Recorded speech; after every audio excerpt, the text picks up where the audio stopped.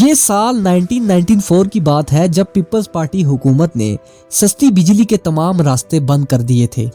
پاکستانی سرزمین پر دریا بھی بہت ہیں اور دھوپ بھی اچھی خاصی پڑتی ہے، یعنی حکومت چاہتی تو سرکاری طور پر بجلی کے لیے ڈیمز اور سولر پاور پروجیکٹ شروع کر سکتی تھی۔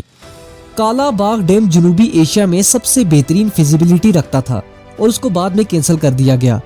آپ سب کی فیورٹ لیڈر محترمہ بے نظیر بھٹو نے پرائیویٹ کمپنی کو بجلی بنا کر بیچنے کا فرائض سونپ دیا۔ ایسے معاہدے کیے گئے جنہیں سمجھنے کے لیے بس اتنا سمجھ لیجئے کہ آپ کو 2 روپے کی تندور والی روٹی $10 میں پڑے، بلکہ اگر آپ روٹی نہ بھی خریدیں تب بھی $10 فی روٹی دینے پڑے۔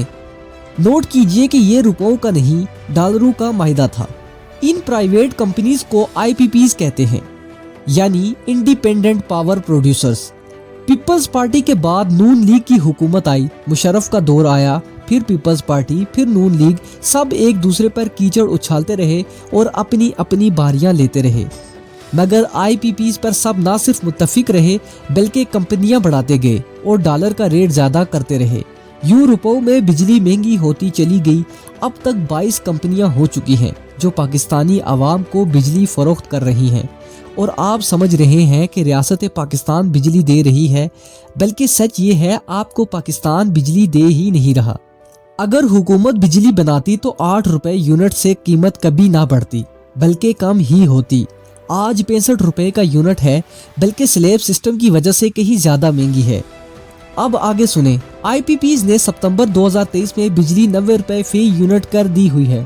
تحریک انصاف حکومت یقیناً کمزور حکومت تھی، مگر اس نے IPPs کو کافی حد تک نتھ ڈال رکھی تھی۔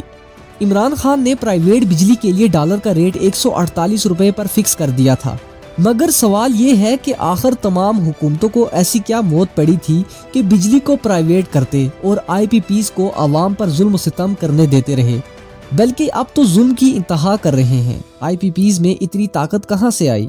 تو اس کا سیدھا سا جواب یہ ہے، یہ تمام 22 IPPs اصل میں پیپلز پارٹی، نون لیگ اور دیگر ذرائع کے ذاتی بزنسز ہیں۔ شوگر ملز اور فلور ملز کی طرح یہ بجلی کی کمپنیاں بھی ان کے ذاتی بزنسز ہیں، اور آپ دیکھ لیں پاکستان میں صرف وہی انڈسٹری چلے گی جو کسی وزیر کی ہوگی۔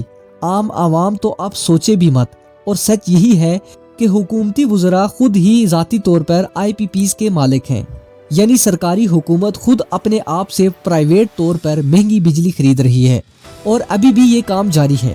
یوں یہ عوام کا پیسہ اشرفیہ کو منتقل ہو گیا اور وہاں سے باہر ممالک میں۔ یہ سب نواز شریف، زرداری اور دیگر ذرائع کی کمپنیاں ہیں، مگر ان سب کی اونرشپ کو خفیہ رکھا گیا، نہ جانے کیوں۔ پاکستان کو کسی دشمن کی کوئی ضرورت نہیں، ہمارے ادارے، حکومتیں اور اشرفیہ ہی کافی ہیں۔ یہی لوگ وطن کے ایک بار پھر 2 ٹکڑے کر دیں گے، ایک بار ہو چکے ہیں، دوبارہ کیوں نہیں ہو سکتے؟ اور اوپر سے بے شرمی دیکھیں کہ اب یہی پارٹیاں مہنگائی کے احتجاج میں شامل ہو رہی ہیں جنہوں نے خود مہنگائی کی ہے۔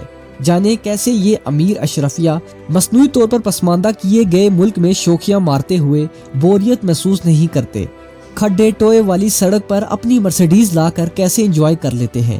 یقین کیجئے کہ فوت ہونے والے کے نماز جنازہ پر مولوی صاحب کو یوں دعا کرنی چاہیے کہ اے اللہ تیرے اس بندے کو ہم پاکستان سے بھیج رہے ہیں، یہ دوزخ کاٹ کر تیرے پاس آ رہا ہے، اسی لیے براہ راست اسے جنت الفردوس میں اعلیٰ مقام عطا فرما۔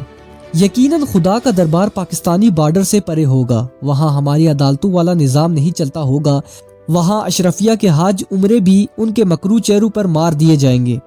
دوستو خوش ہو جاؤ، اپنے اعمال کی دوزخ کاٹ کر ملک عدم سدھارو گے۔ ناظرین، یہ تھی وہ 22 کمپنیاں جن کو IPPs کہا جاتا ہے۔ یہ ساری کمپنیاں سرکاری نہیں بلکہ پرائیویٹ ہیں، اور ان سب کے مالک ملک پاکستان پر اثر و رسوخ رکھنے والی شخصیات ہیں۔ ناظرین، ویڈیو پسند آئی تو لائک اور شیئر کر دیجیے گا، اور ہمارے چینل ہنسی انفو کو ضرور سبسکرائب کر لیجیے گا، اور ساتھ ویڈیو کو آگے شیئر بھی کر دیجیے گا۔ ملیں گے آپ سے کسی اگلی انفارمیٹیو ویڈیو میں، اجازت دیجیے گا، خدا حافظ۔